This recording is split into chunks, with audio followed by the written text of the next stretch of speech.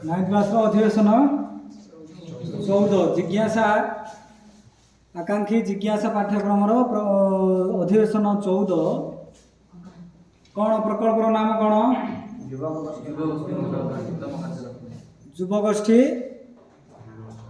युवगोष्ठी मानक उत्तम खाद्याभ्यास युवगोष्ठी मानक उत्तम खाद्याभ्यास है ना यहाँ कौन यहाँ आम पाठ्य अंतर्भुक्त कि नहीं अच्छी ना ना तुम जीव विज्ञान रे यही जो प्रकल्प आम जो प्रस्तुत करछे एटा तुम जीव विज्ञान जो पाठ अच्छी तुम जीव विज्ञान ता सहित यहाँ किसी अंतर्भुक्त अच्छी ना नहीं खाद्य संपदर उन्नतीकरण पाठ गोटे अच्छी हाँ ना खाद्य संपदर उन्नतीकरण पाठ सह यही जो आम प्रकल्प अच्छी यहाँ ता सहित सामंजस्य अच्छी तो युवगोष्ठी मानकर उत्तम खाद्याभ्यास विषय आम जाना एवं ये जो युवगोष्ठी कौ बयस सीमा को आम युवगोष्ठी बोली कहवा एवं ये युवगोष्ठी मान को खाद्यर आवश्यकता कौन पे अच्छी से विषय आलोचना करवा युवगोष्ठी उत्तम खाद्याभ्यास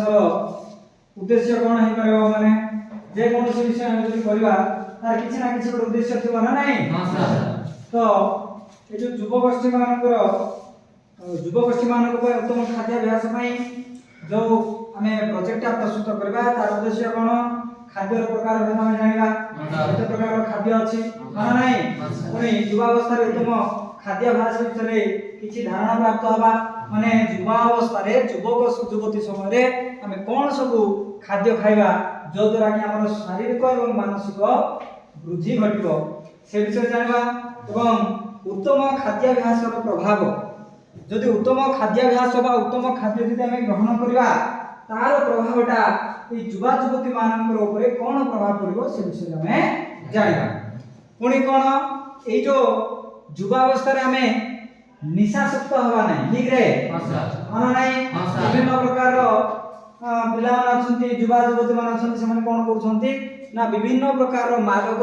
द्रव्य से सेवन कर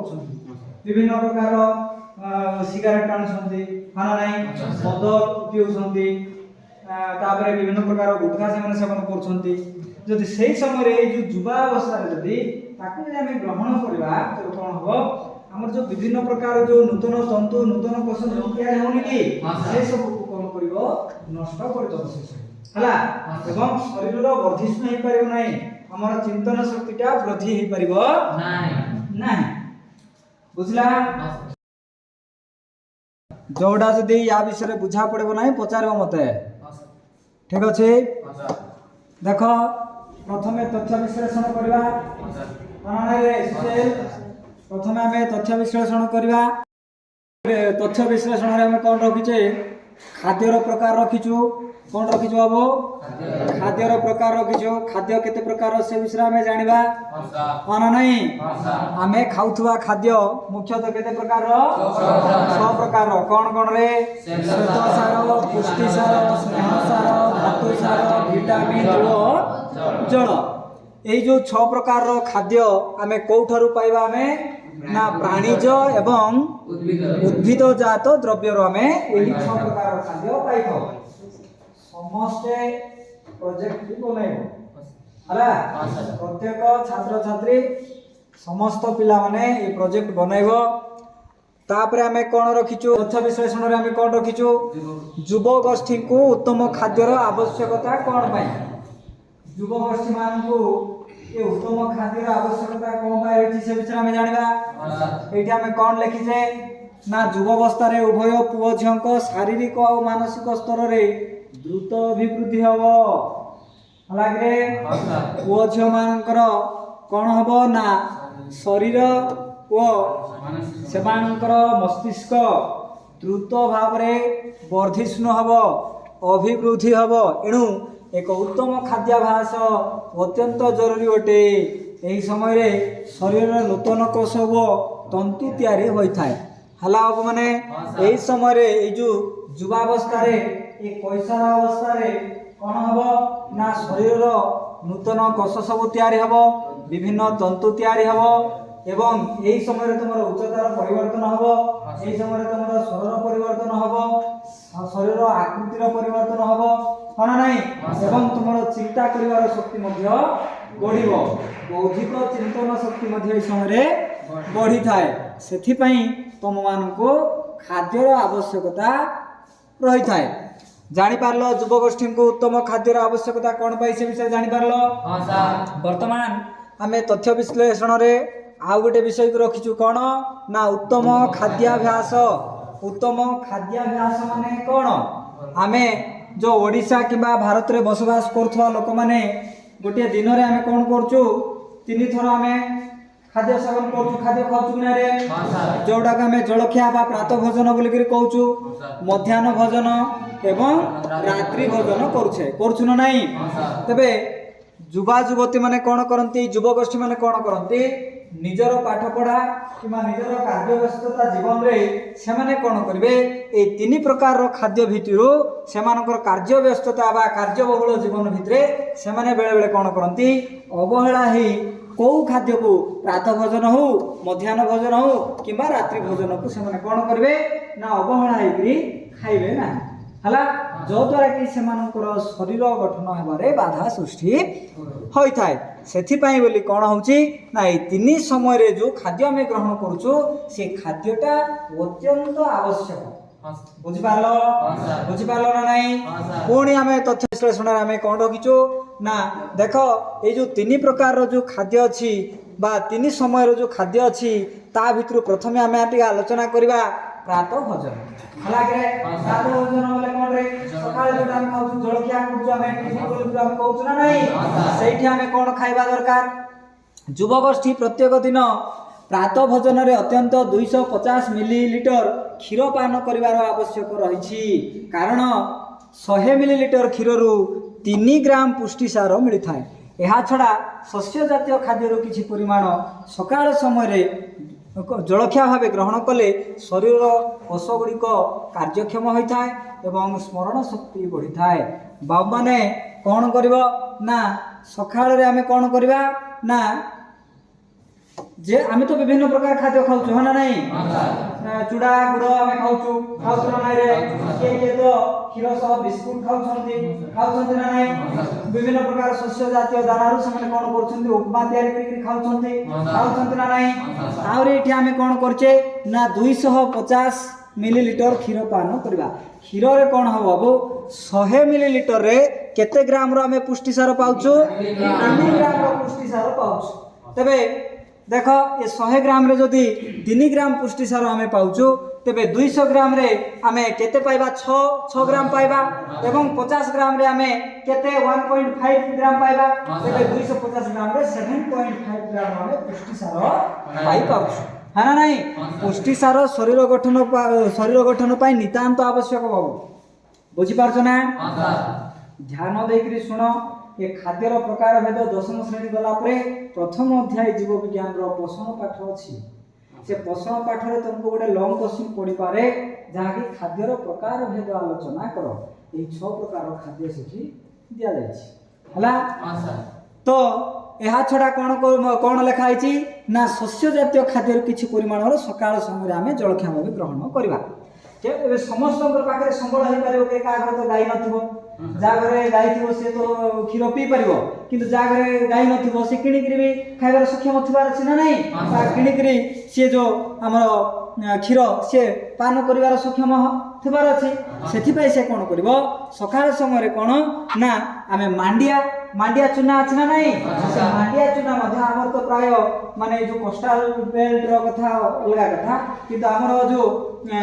କେବିକେ ଜିଲ୍ଲା ମାନଙ୍କରେ ହଁ ନା ନାହିଁ ପାହାଡ଼ିଆ ଅଞ୍ଚଳ ମାନଙ୍କରେ କ'ଣ ମାଣ୍ଡିଆ ଭଲ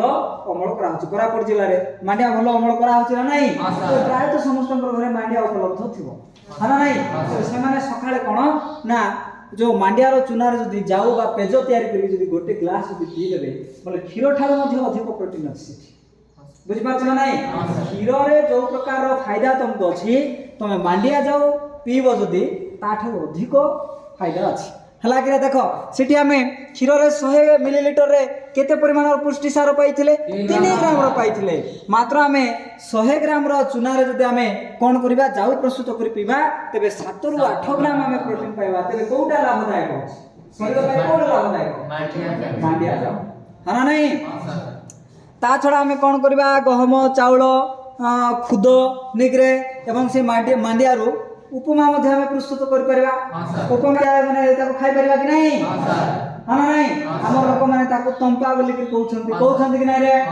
मांडिया रो तंपा बोली कहउछंती कि नहीं सेटा मध्ये हमें प्रस्तुत करी सकाळ समय हमें खाइ परिबा बुझला अब एतकी एतकी बुझला ना नहीं बुझला तो गुड तापरे कोन रे ए जो प्रातः भोजन हमें जानलो प्रातः भोजन पर हमें को विषय आलोचना करबा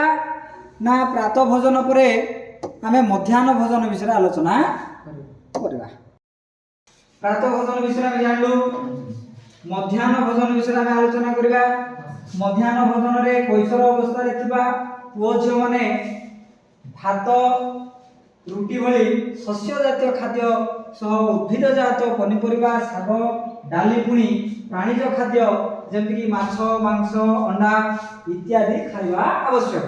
हेले सब दिन हमें कोन माछ मांस खाइ परिबा कि रे नाही अंततः सप्ताह को हमें सप्ताह को दुई थर हमें माछ मांस वा प्राणीज खाद्य हमें सेवन करिया पर कोन हबो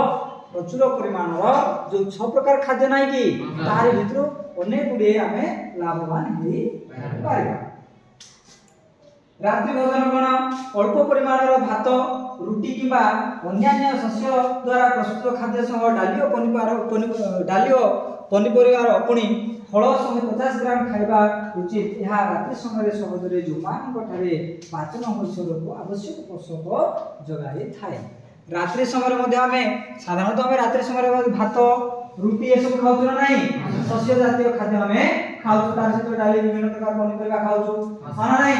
यह कोन हबो पुणी जदि रात्रि समय किबा प्रातः भोजन रे सकाळ समय जदि फल जदि सेवन करबो तबे आहुरी भल हला तबे रात्रि समय रे सब खाद्य खाइबा फल कोन हबो पाचन भल हबो पाचन भल रे सेठु जो पोषक द्रव्य अछि से सब पोषक द्रव्य शरीर गठन पई नियमित देई थाए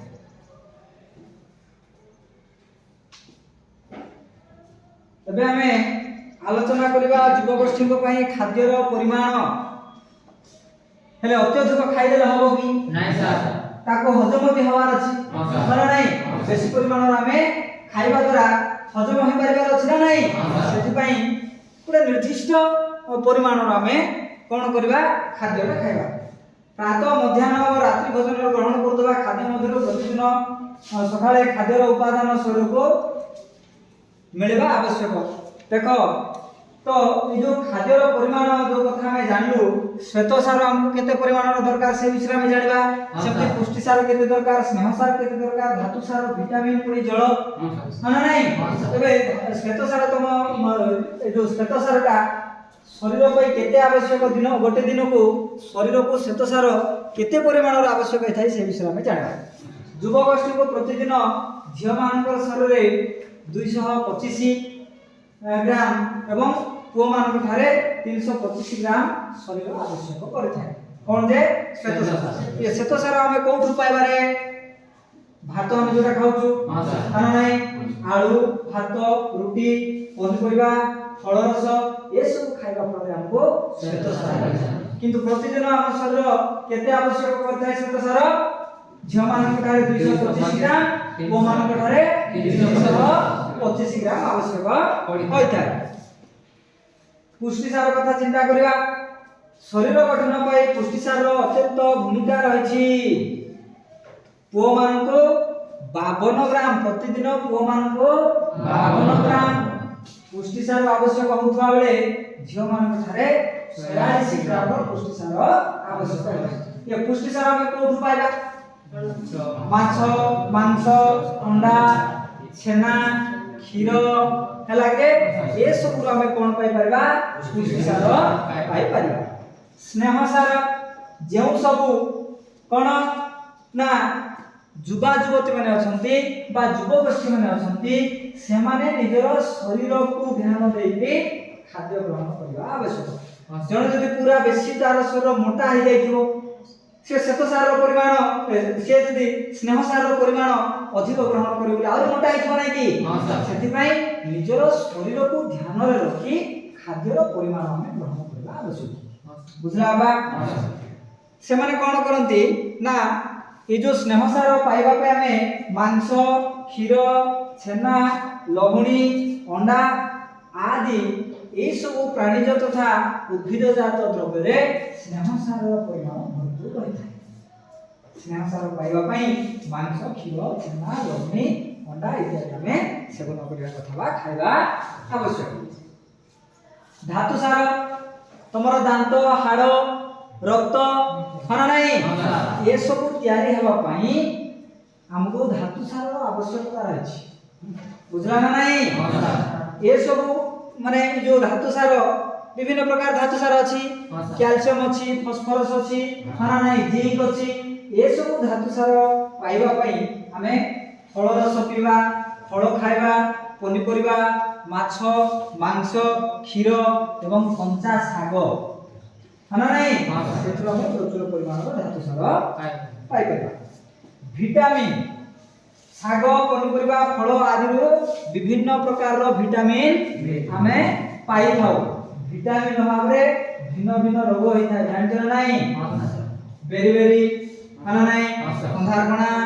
एमती अनेक गुले रोग विटामिन रो अभाव रे हेई थाय पुनी जल मध्य हमर गोटे खाद्य उपादान रो मुख्य अंश प्रतिदिन केते लिटर पानी पीवा कथा पुओ माने 3 रु 4 लिटर झियो माने केते पीवा कथा 2 रु 3 लिटर पानी पीवा कथा काहे कि हम शरीर कहा द्वारा गठित होइछि कोष द्वारा जीवर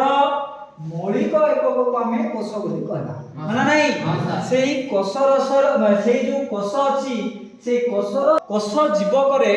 70 रु 90 भाग केवल जल थाए जदि शरीर भितरे जदि जलर अंश जदि कमी जीव बाबू शरीर अवश हो जीव शरीर विभिन्न प्रकार रोग सृष्टि हो बुझला कि हां सर बुझला ना नहीं ता छडा ये जो खाद्य हमें जति आलोचना कलु से जिसरा खाइबा परे और किछ हमर कर्तव्य नाही करे एबे ये जो युवा युवती माने कोन ना सुस्थ जीवन यापन पाई बोली सेमानकर अन्य कर्तव्य मध्ये रहिछि ना नाही कोन सब कर्तव्य अछि अंततः 1 घंटा व्यायाम करबार अछि प्रतिदिन 1 घंटा व्यायाम करबार अछि सूर्योदय पूर्वरु माने सूर्य उदय हेबा पूर्वरु फला घास पड़िया रे कोन करियार अछि चालिबार अछि संध्या समय रे जे कोनोसी खेल टिके खेलिबार अछि निशा औषध को हमें वर्जन करिबा विभिन्न प्रकार जो निशा औषध अछि ना नहीं से सब औषध हमें सेवन करिबा नहीं एवं 7 रु 8 घंटा 24 घंटा भितरु हमें 7 रु 8 घंटा कोन करबा सोइबार अछि ठीक अछि हां सर एवं ये जो विभिन्न प्रकार निशा कथा जो हमें आलोचना करथिले से सब निशा थारु हमकु दूरे रहबा अछि ठीक अछि तबे शरीर सुस्थ हबो एवं नूतन तंतुकोष गठन होई शरीर तमर उत्तम स्वास्थ्य रे परिणत हबो ए सब कोठु हमें संग्रह करछु एते सब तथ्य हमें कोठु जानलो एटा तमर पाठ्य पुस्तक रे अछि विभिन्न खबर कागज खाद्य उपादान विषय रे खबर कागज मान करे देई थाउछि ना नहीं विभिन्न विटामिन विषय देई थाउछि ना नहीं से खबर कागज पुणी जो इंटरनेट है नहीं आजिकल विभिन्न तथ्य संग्रह करने पाई इंटरनेट गोटे प्रमुख माध्यम भावे हमें ग्रहण करछु तबे इंटरनेट मध्य संग्रह करा जायछि किंतु या भीतर भी किछि सूचना अछि ना नहीं कोन सूचना अछि रे ना एथिरे दर्शा जायथिबा जो हमें एते सब आलोचना एबे करू या भीतर कोन जो आलोचना करू से सब पाठ्य पुस्तक रो हमें नैछु खबर कागज रो नैछु इंटरनेट रो नैछु हना नहीं पुणी निजे जानिथिबा निजर किछि स्वल्प बुद्धि हना नहीं ता भीतर हमें किछि या भीतर अंतर्भुक्त करिछु एवं जो माने भी ए विषय को ग्रहण करिवे से माने कोन करया अछि ना ए खाद्य को ग्रहण करबा पूर्व हमर शरीर समस्त शरीर कोन समान की नहीं सर शरीर को समस्त शरीर सब उपादान कोन समान परिमाण रहउची की नहीं सर नाही भिन्न भिन्न उपादान भिन्न भिन्न परिमाण रो थाए